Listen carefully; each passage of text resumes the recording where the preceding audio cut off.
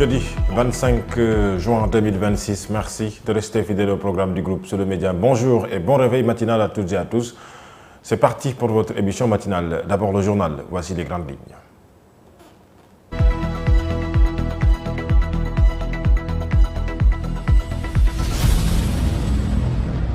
À la une de ce journal, les députés de l'Assemblée nationale sont convoqués en séance plénière ce jeudi 2026, bien sûr 25 juin.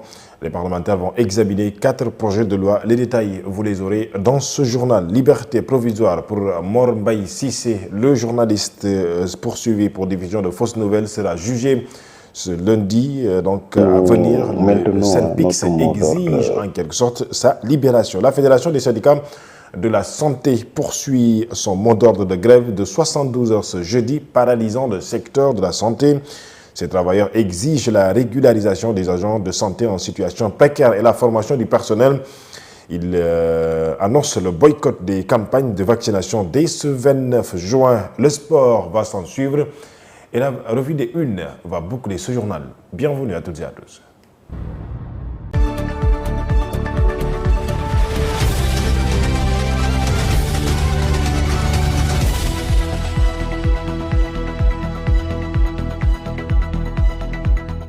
Rebonjour, merci de rester fidèle au programme du groupe Solo Média. Je vous le disais à la une de ce journal, les députés de l'Assemblée nationale sont convoqués en séance plénière ce jeudi 25 juin 2026. À 10 heures, les parlementaires vont examiner 4 projets de loi. D'abord, le projet de loi numéro 7-2026 autorisant le président de la République à ratifier l'accord se rapportant à la Convention des Nations Unies sur le droit de la mer et portant sur la conservation et l'utilisation durable de la diversité biologique marine des zones ne relevant pas la juridiction nationale adoptée le 19 juin 2023 à New York. Ensuite, le projet de loi numéro 12-2026 autorisant le président de la République à ratifier la convention d'entraide judiciaire en matière pénale entre le gouvernement de la République du Sénégal et la République de Gambie signée à Dakar le 12 mars 2020. Le projet de loi numéro 13-2026 autorisant le président de la République à ratifier les amendements à l'article 8 du statut de Rome de la Cour pénale internationale, la CPI, adopté le 17 juillet 1998. Et puis ensuite, le projet de loi numéro 14-2026 autorisant le président de la République à ratifier la charte constitutive de l'Organisation mondiale de l'eau, signé le 28 mai 2025 à Riyad, en Arabie Saoudite. Le ministre de l'Intégration africaine des Affaires étrangères et des Sénégalais de l'extérieur, M. Cheikh Niang, va donc défendre ces projets de loi devant les parlementaires. La Fédération des syndicats de la santé, la FDS, poursuit son mot d'ordre de grève ce jeudi. Un mot d'ordre de grève de 72 heures qui a été donc décrété hier, mercredi 24, il annonce un boycott total des campagnes de vaccination dès ce 29 juin pour exiger la régularisation des agents de santé en situation précaire et l'implication du ministère de l'Enseignement supérieur dans les négociations. À ce propos, nous écoutons Cheikh Seck, il est le coordinateur de la FDS. Il s'est entretenu avec Sira Béatrice Ndiol. Nous maintenons notre mot d'ordre de grève de 72 heures qui devra commencer dès ce mercredi 24 pour se poursuivre le jeudi 25 et le vendredi 26 sur l'ensemble du territoire national avec non-respect même du service minimum. En plus, il y aura une campagne de boycott de la vaccination pour une semaine à partir du lundi 29 jusqu'au lundi 6. La rétention aussi d'informations reste maintenue. Cela reste lié au fait que nous n'avons pas encore vu d'avancée significative, ne serait-ce que dans des discussions, c'est-à-dire d'appeler les gens. Parce que pour trouver des accords, il faut d'abord discuter. Et ces discussions n'ont pas encore démarré. Peut-être nous saluons, parce que nous avions reçu hier une invitation du ministre de la fonction publique. Mais il ne faut pas oublier que nous avons une plateforme transversale qui concerne aussi bien le ministère des collectivités territoriales que de l'urbanisme. Heureusement, c'est un seul ministère. Que le volet relatif aussi des points, parce que nous savons bien que le volet de la formation et des plans de carrière sont d'une importance capitale et engagent le ministère de l'Enseignement supérieur parce que la quasi-totalité des agents de santé sont formés à l'INDSS, presque 18 corps. Ces corps-là ont des plans de carrière et dans le cadre de la formation, l'INDSS dépend du ministère de l'Enseignement supérieur. Nous avons des préoccupations parce que le décret portant organisation et fonctionnement de l'ANDS, jusqu'au moment où nous parlons, n'a pas encore été signé. L'autre volet, vous savez qu'on a un déficit de 18 000 agents. Et dans le pacte de stabilité sociale, il a été convenu de la part du gouvernement de résorber ce déficit et de recruter chaque année. Nous attendons de l'État, en tout cas, des discussions sérieuses. Nous parlons cette fois-ci de justice. Mor Mbaye Cissé a bénéficié d'une liberté provisoire hier mercredi après son face-à-face avec le procureur de la République pour diffusion de fausses nouvelles. Cependant, il sera jugé ce lundi à venir devant le tribunal des flagrants délits de Dakar.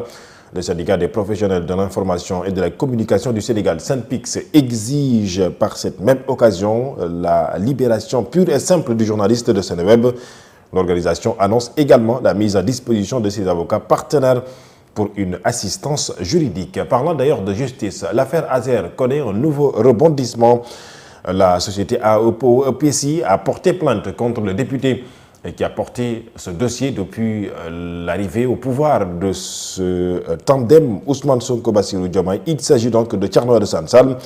Eh bien, il est poursuivi en tout cas, il est visé dans cette plainte pour diffusion de fausses nouvelles et divulgation de documents liés à une procédure judiciaire. Une nouvelle étape, encore une fois, dans ce dossier qui a connu beaucoup de rebondissements. Les détails avec Abdou Sarr. L'affaire du programme d'électrification rurale confié à la société espagnole AEPAO-EPC connaît un nouveau rebondissement judiciaire. La société a déposé une plainte contre le député et leader de République des Valeurs, Thierno Alassane Sall, pour diffusion de fausses nouvelles, diffamation, divulgation de documents bancaires et violation du secret de l'instruction. Cette plainte intervient quelques jours après une conférence de presse au cours de laquelle l'ancien ministre de l'Énergie avait présenté des documents bancaires qu'il affirme avoir obtenu dans le cadre d'une procédure judiciaire ouverte en Espagne. Selon Thierno Alassane Sall, ces documents mettraient en lumière de graves irrégularités dans la gestion des fonds destinés au projet d'électrification de 1600 localités sénégalaises. Le leader de République des Valeurs soutient notamment qu'une avance d'environ 56 millions d'euros, soit près de 37 milliards de francs CFA, versée à AEPAO-EPCI en 2024, aurait fait l'objet d'une opération financière nécessitant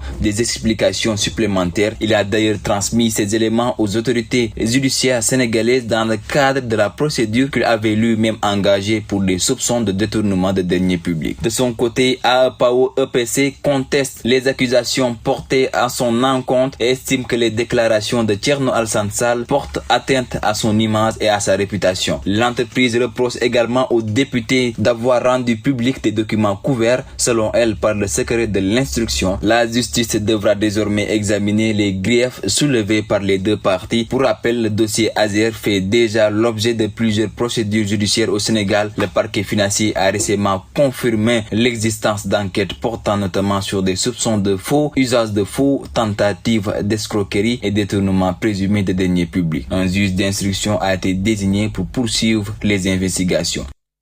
Merci à vous, Abdou Sarr, pour ces détails. Bien, sachez que l'ancien ministre et député a réagi à la plainte déposée Thierno Alassane Sall, bien entendu, qualifiant la démarche de tragédie ou de tragicomédie. Il a révélé que les 37 milliards ont servi en partie à payer les honoraires d'avocats en Côte d'Ivoire et ailleurs. Le leader politique dénonce le détournement des ressources publiques, fustigeant la présence au Sénégal de vampires qui rêvent de prendre le part du pactole disparu en s'autoproclamant représentant d'un fantôme qui fut même la justice de son pays, l'Espagne. C'est donc des propos de Thierno Alassane Sall. Au Sénégal, le débat sur la déclaration de patrimoine est encore soulevé à la suite de la sortie du président de l'OFNAC, la déclaration de patrimoine qui constitue une obligation légale essentielle pour les agents publics assujettis conformément à la loi numéro 2014-17 du 2 avril 2014 relative à la déclaration de patrimoine.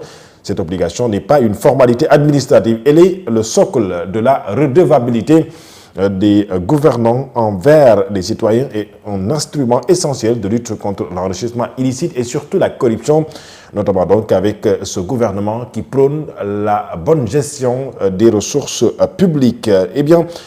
Son respect et le renforcement de la transparence, la bonne gouvernance et la confiance des citoyens dans les institutions publiques est importantissime. C'est ce qu'a en tout cas donné comme avis Adama Mbeng. Il est, je rappelle, le président de l'Action pour les droits humains de l'amitié ADHA.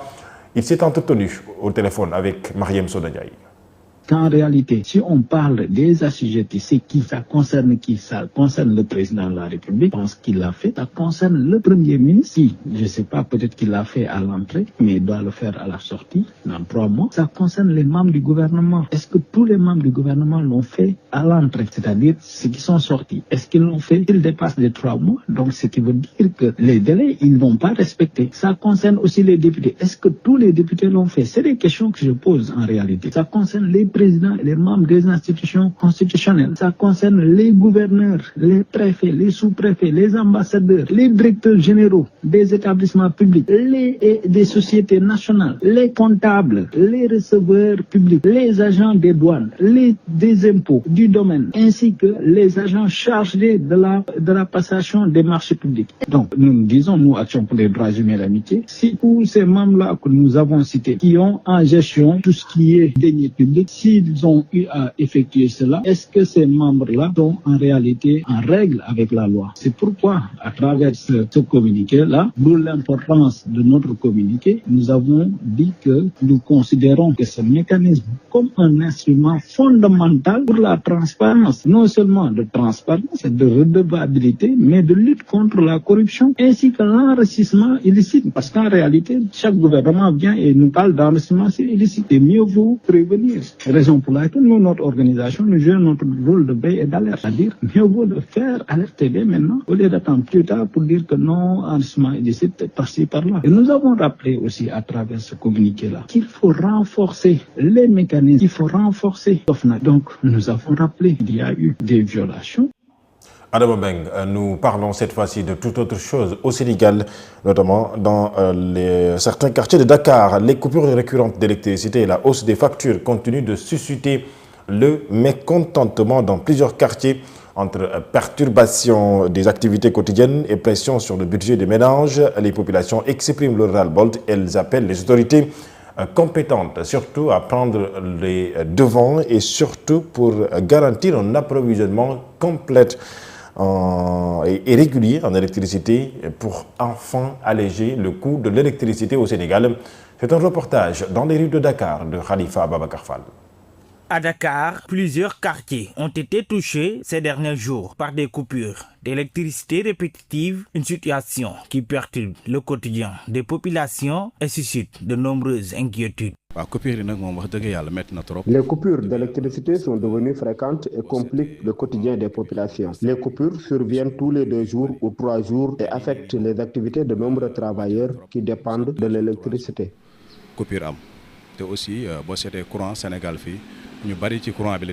Au-delà des délestages, les ménages dénoncent également le coût élevé des factures d'électricité. Selon plusieurs citoyens rencontrés, cette double contrainte pèse lourdement sur le budget familial. Les factures d'eau et d'électricité sont très chères. Les montants réclamés sont excessifs, avec des factures pouvant atteindre 80 000 francs CFA malgré une faible consommation en appareils électroménagers.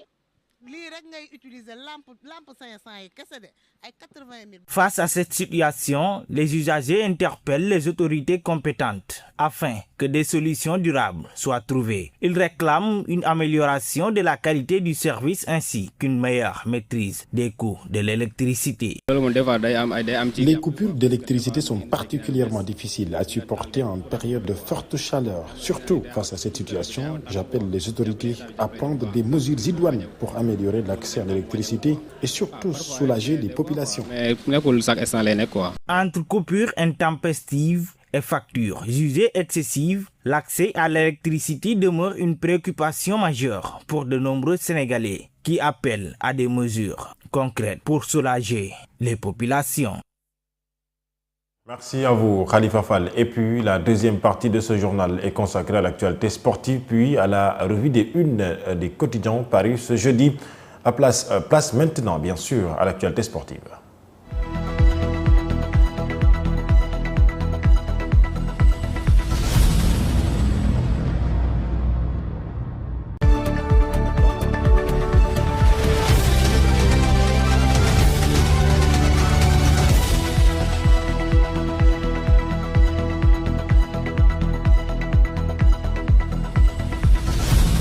L'actualité sportive, la Coupe du Monde reste au menu, bien entendu, avec surtout l'arrivée du Sénégal à Toronto hier, mercredi.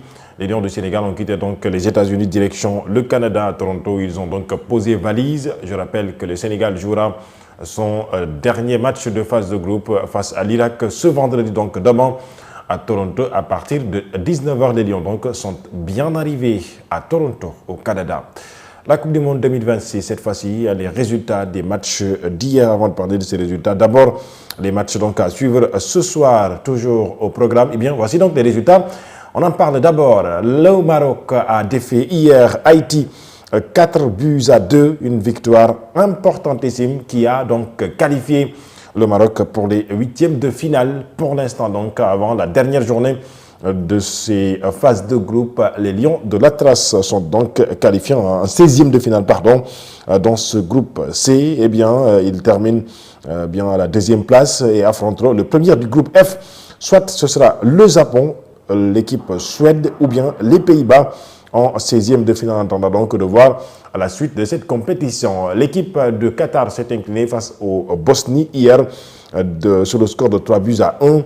Et je rappelle que la Suisse également a pris le dessus sur le Canada sur le score de 2-1 et que l'équipe de l'Écosse s'est inclinée face à une très grande équipe du Brésil, 3-0 avec un grand Vinicius Junior de l'autre côté. Eh bien, sachez que pour toujours les résultats, l'équipe de l'Afrique du Sud a pris une victoire importantissime face à la Corée du Sud. Les Bafana se qualifient pour la première fois de leur histoire en 16e de finale de cette compétition de la Coupe du Monde 2026. Et de l'autre côté, le Mexique a fait presque sans faute. Victoire donc face à la République tchèque. L'équipe mexicaine réussit donc à se qualifier pour les 16e de finale de la compétition. Et à 20h, l'Équateur jouera contre l'Allemagne, là où Curacao jouera contre l'équipe de la Côte d'Ivoire. C'est donc la dernière journée de ces phases de groupe. Et bien, de l'autre côté, la Tunisie jouera contre les Pays-Bas à 23h, puis le Japon contre la Suède. C'est donc les matchs à suivre ce jeudi à 23h et à 20h. Pour la dernière rencontre, ou en tout cas le dernier match, ou en tout cas les derniers matchs des phases de groupe de cette Coupe du Monde 2026. En attendant donc le Sénégal demain qui jouera contre l'équipe de l'Irak. Et voilà, c'est la fin de cette page sportive. Place maintenant à la revue des Une parue ce jeudi.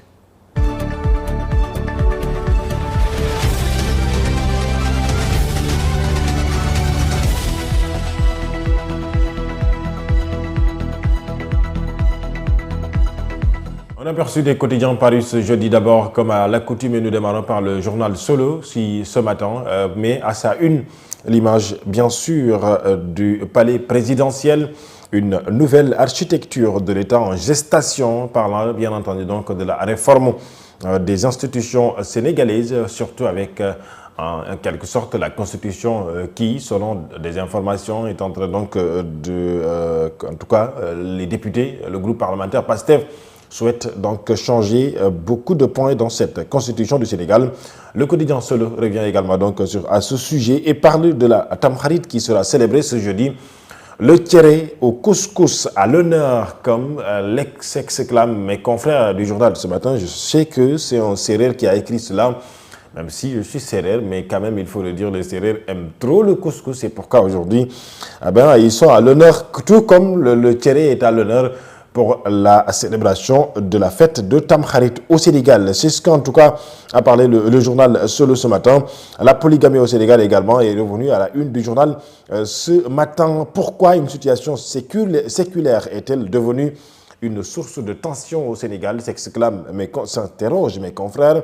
Eh bien, un sujet sociétal qui aujourd'hui est très important puisque, quand même, il faut le dire, cette polygamie est à l'origine de beaucoup de tensions dans certains foyers, avec surtout donc des sujets sociétaux que nous voyons ensemble dans les quotidiens, dans les journaux que nous rencontrons également dans la société sénégalaise, avec surtout parfois les tensions qui sont vécues et enregistrées dans la société sénégalaise. Le quotidien Sud, à sa une ce matin, revient sur la Coupe du Monde 2026. Sud Quotidien parle de cette Coupe du Monde 2026 avec surtout le match du Sénégal face à l'Irak demain vendredi à Toronto à partir donc de 15h et 19h au Sénégal. Rugissez enfin, c'est ce que a titré le journal ce matin, demandant aux Lions du Sénégal de se montrer, bien entendu, à la trempe de leur, en tout cas, niveau, puisque je rappelle qu'ils sont champions d'Afrique. L'Observateur à sa une, l'équipe nationale, le tournant de tous les dangers, titre le journal, revenant sur ce match du Sénégal demain face à l'Irak ce vendredi. Ce n'est plus un match de football, c'est une question d'honneur national. Le tournant de tous les dangers où les destins des Lions s'entrechoquent, dit mes confrères, les schémas pour la qualification et l'immense défi de la défense qui perd en pleine crise de confiance de son dernier rempart. Edouard Mendy, vous le savez donc, qui est forfait